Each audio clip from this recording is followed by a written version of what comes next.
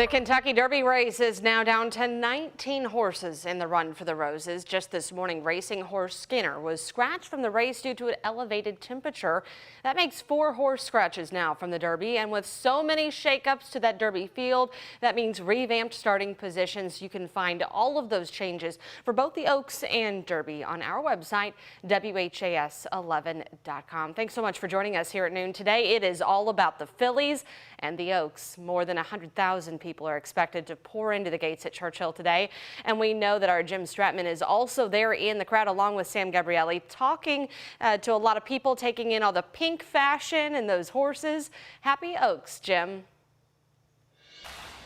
Well, happy Oaks, Brooke, and I can't stress this enough. It is a real Derby week atmosphere inside Churchill Downs right now. Of course, we are waiting for a little bit later on this evening when the fillies will take center stage out on the track. But we've been able to speak with so many people already this week, just looking, really even just to this day, who say that they're looking forward to this weekend, especially when it comes to Oaks tonight and then Derby tomorrow. Now, the sun is out, the sky is blue, and as you mentioned, Brooke, the fashion is on point out here already. This is a party atmosphere resonating within the Twin Spires. This weekend brings out all sorts of people really from all over the country. I was able to catch up with one group who traveled all the way from Central Texas for this event. They told me that this has been on their bucket list forever, and they wanted to make sure that they had an opportunity to be inside Churchill Downs for this weekend before they just couldn't vacation any longer.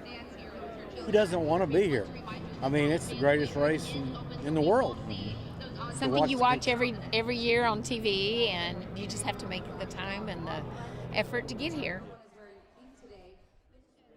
We know that this Oaks Day is all about the pink. We're really honoring those survivors and those celebrating their... Now, we have also run into plenty of locals out here, Oaks regulars, people who enjoy coming to Churchill Downs, and they all told me as well that today feels like it is just going to be a great day, and they are not just talking about the weather when they say that.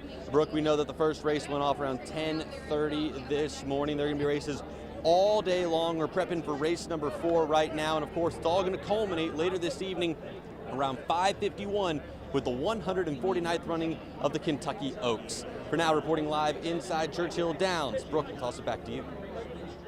Jim, thank you and have fun. We've got a big day ahead at the track. Again, races go until 7 o'clock tonight. South Lawn is getting 8-1 odds for Louisville native Norm Cassie, who will saddle his first horse in the Oaks. Brad Cox has the 2 favorites in this race. At 4-1, he's got Botanical, and then at 5-2 with the favorited Wet Paint. Dorth Vader is at 20-1 odds. May the Oaks be with you. And the final horses are Affirmative Lady and Pretty Mischievous, both at 10-1 odds.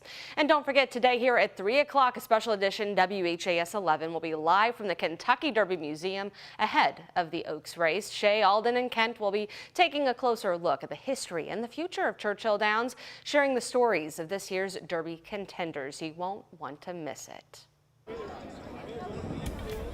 Yeah, you know, here, Brooke, it's turning out to be a really phenomenal afternoon so far at Churchill Downs. You know, it is one of those great afternoons. It's a Friday, too. We're all getting out of work. You know, tourists are coming into town. It's just a terrific atmosphere here at Churchill Downs. So come on down. There are 3 races deep so far. They're actually on race number 4 right now as we speak. Let's take a close look at those temperatures across the map right now. Currently in downtown Louisville, we are getting to just over 70 degrees so far at the airport.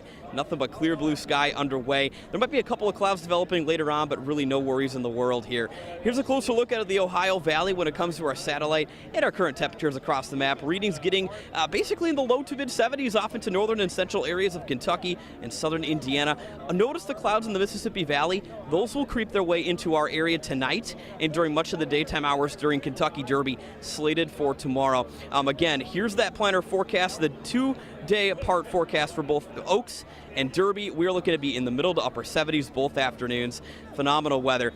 You know, here, Brooke, we really got lucky when it comes to what Mother Nature is providing us, and maybe a sprinkle or 2 tomorrow, but really no worries. It's going to be a phenomenal forecast when it comes to the 149th edition of the Kentucky Derby.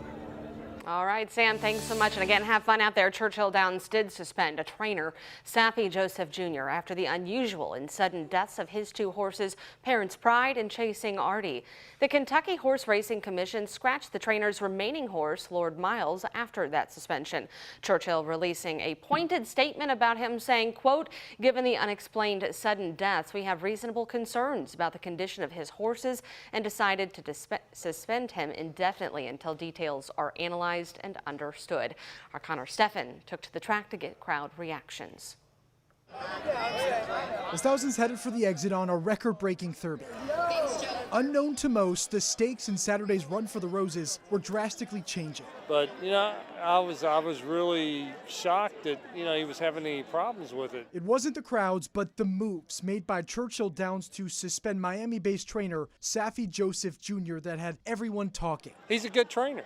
I mean, he's very successful. He's one of those people one of those trainers that you definitely look at betting on. CDI's decision follows the highly unusual sudden deaths of 2 of Joseph Jr.'s horses this week. Parents' Pride, his 4-year-old filly, collapsed following an opening day race on Saturday. Then Tuesday, his 5-year-old gelding, Chasing Artie, died in a similar fashion. There's a concern, but like I say, you got to wait and see what happens. I mean, there are a lot of things that could be going on. We went to see if Joseph Jr. could answer some of those questions. By the time we got to his Churchill barn just after the final Derby race, he was gone, though his horses and trainer team were still there. Joseph Jr. spoke to us Wednesday morning about the 2 deaths and had this to say. I don't think it's bad fortune. It's not about that.